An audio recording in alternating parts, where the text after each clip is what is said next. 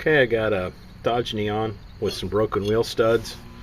One's broken clear off and the other one's partially broken off. First thing you have to do is remove the brake caliper, and then you got to remove the rotor. Set that aside, and if you look on the hub assembly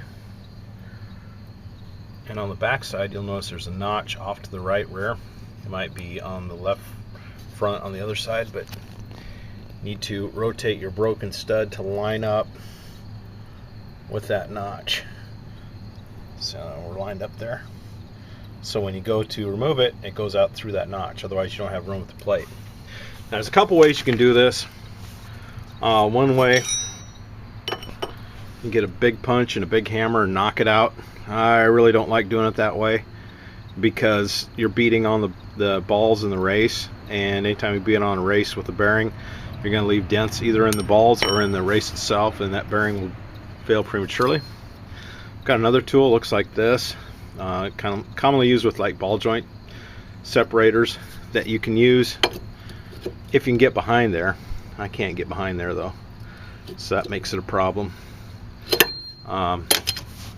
Otherwise, I'm thinking maybe I will have to use the swing press and knock those out of there. I'll give it a try and see what happens. Okay, I did use a hammer to knock out the old studs. You notice there is a notch in it. That's just to provide clearance while it's going out the back side of the hub. I've already installed one of the studs back in there. I've got one more to go.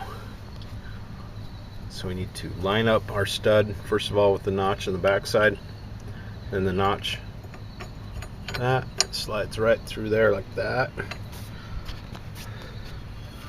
Next thing I do, I'll put the rotor back on it.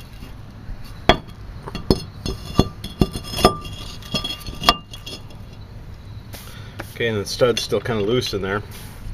Can't put it back together like that or it'd fall apart. So put a stack of washers on it.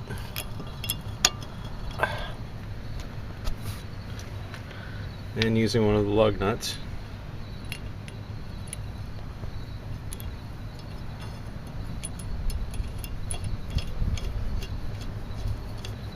tighten it up.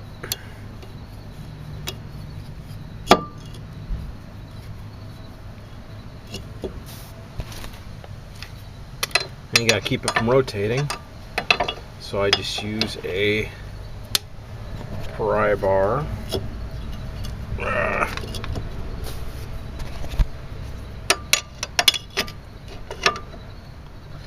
Like so. And then snug this down.